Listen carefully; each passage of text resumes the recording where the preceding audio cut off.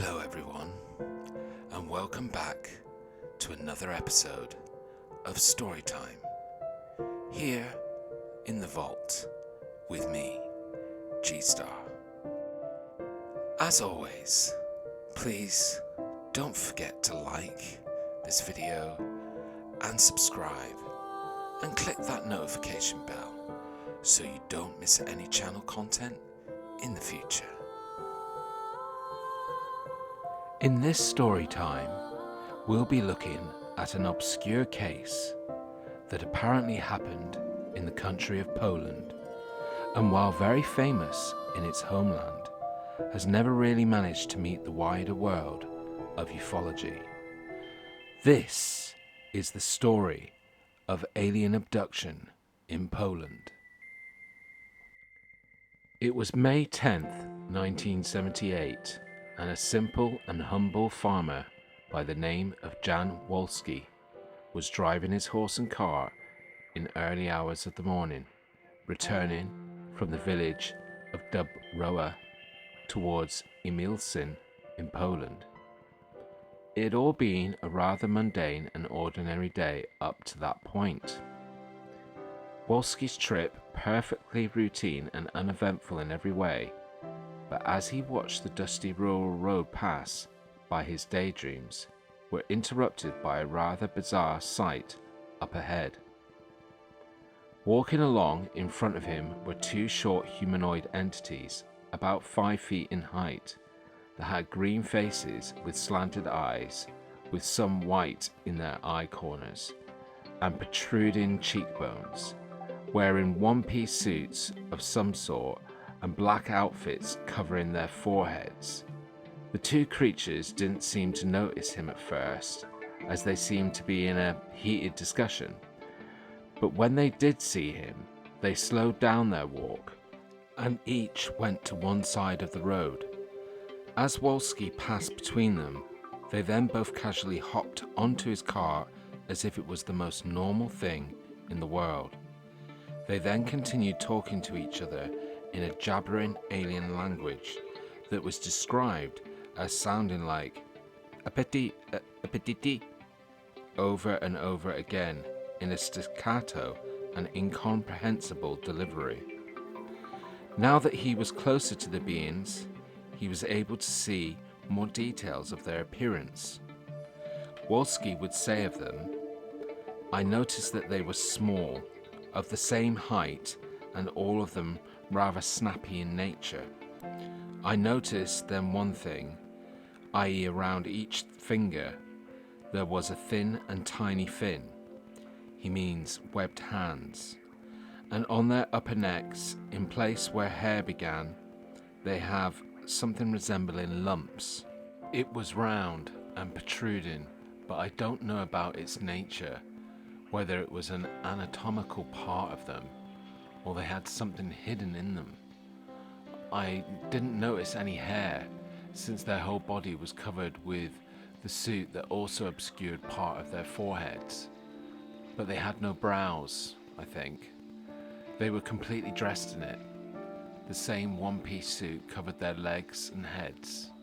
They had no shoes."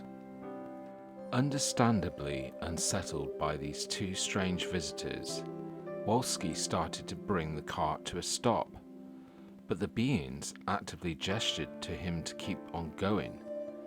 He felt oddly compelled to do as he was told, and after some time they came to a rectangular, purely white craft like polished aluminium, hovering over the ground with 4 barrels on the craft corners with black drills that seemed to rotate around its axis with great speed, as they emitted a humming noise like bumblebees in flight. There was a platform leading from the hovering craft down to the ground.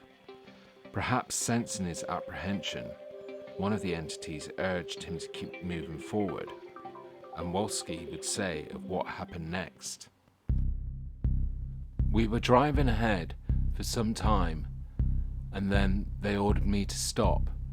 They didn't speak in words, but expressed it with hands to stop.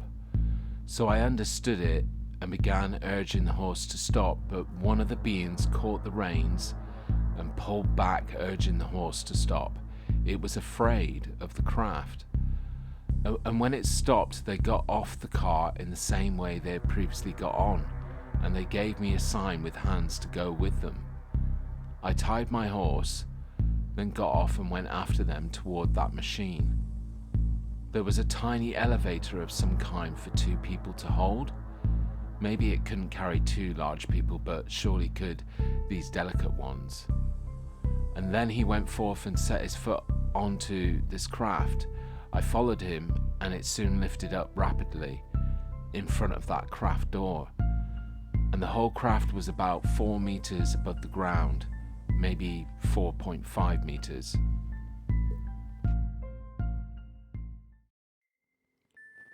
Once on the craft, the first thing Wolski noticed was that the interior was all greyish-black in contrast to the white exterior, and that there were several crows lying near the wall that seemed to be somewhat paralysed and were moving with their wings, legs and heads, but weren't moving around.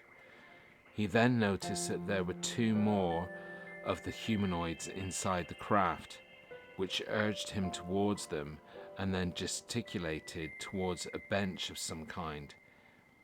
It was interesting to note that they communicated with him entirely through gestures, rather than the telepathic messages most abductees describe. When Wolski reached the bench, they gestured for him to sit, and he explains of what happened next. They showed me through gestures to dress down.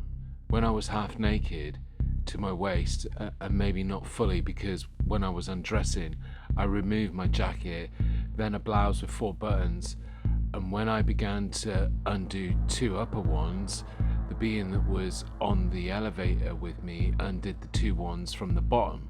When I was undressing, the 4th being appeared, that one who remained on the ground. Well, when I was partially undressed to my waist and I stood in place, I received an order to undress completely, so I took off my shoes. One of the present beings then appeared in front of me with an appliance in the form of 2 dishes combined in its hand. He neared the saucers to my front, then revolved me, holding my arm slightly. Then he raised my arm up and began doing something at my side with those plates, then from behind and on the other side. Then he showed me to dress up. After this order, I began to dress up and look around, but there were neither windows nor lights visible. I couldn't see anything. They had something that might be food in the form of icicles. They were crumbling it into small chips and inserting them into their mouth. There were no crushing sounds. This food was crushing as hardened dough without any sounds. He, the entity, pointed with his finger on the thing in the icicle shape and asked me, not by words but gesticulating, could I eat it. They wanted to treat me with it, but it was somewhat strange for me, and I showed with my head move that I wouldn't eat that thing. Then he showed me to dress up, so I did it, and I was about to go off the craft as I was being gestured. When I was about to go, I turned back and took my cap off, saying to them goodbye, and all of them took a bow. Then I took a step ahead and found myself on the ground, and that's all. I could only observe the craft only in a distance of 15 meters because it then hid behind some bushes. I was in a hurry to reach home and inform my sons about the incident. When Wolski got home, he told his wife and sons about what had happened and had them go outside and see if they could see the craft as well. When they went out to where the incident had taken place, they would not only see it for themselves, but also find physical signs left behind by the craft and its occupants, of which Wolski would say. Then I ran outside and saw my sons coming from the barn side. I called them, saying, "Go quickly on the field and you'll see some craft in the air." I even described it as a car in the air, something out of the ordinary. So they ran and also flagged our neighbour, and then together rushed towards the field. My third son appeared afterwards, and I said to him, "You also should go and see it." After a while, I joined them because of curiosity, but when I arrived at the spot along with my sons, there was nothing in the air, only grass trodden down, covered with marks and paths coming in all directions. When I saw that it disappeared, I turned back and returned home. The rest remained at the site checking the footprints, etc. Soon, 2 other men joined them. They were inspecting the prints and the marks. As it turned out, the area was full of strange footprints. There were also clues indicating that soil samples might have been taken.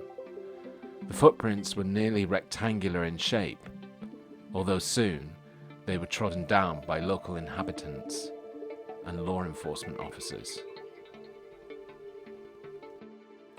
When it got out into the wild, the story became a sensation in Poland and quickly rocketed to its most famous UFO case ever, putting Wolski in the limelight.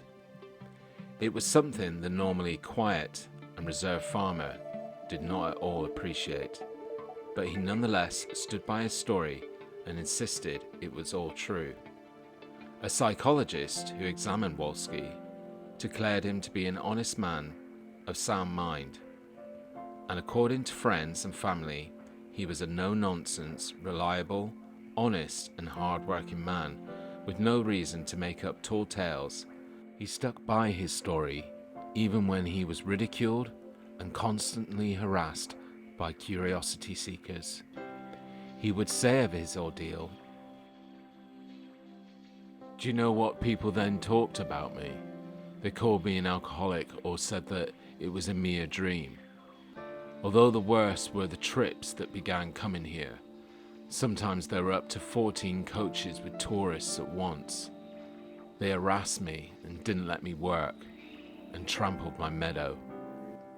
Wolski would die in 1990, but his case still remains popular amongst ufologists in Poland, although it is not very well known abroad.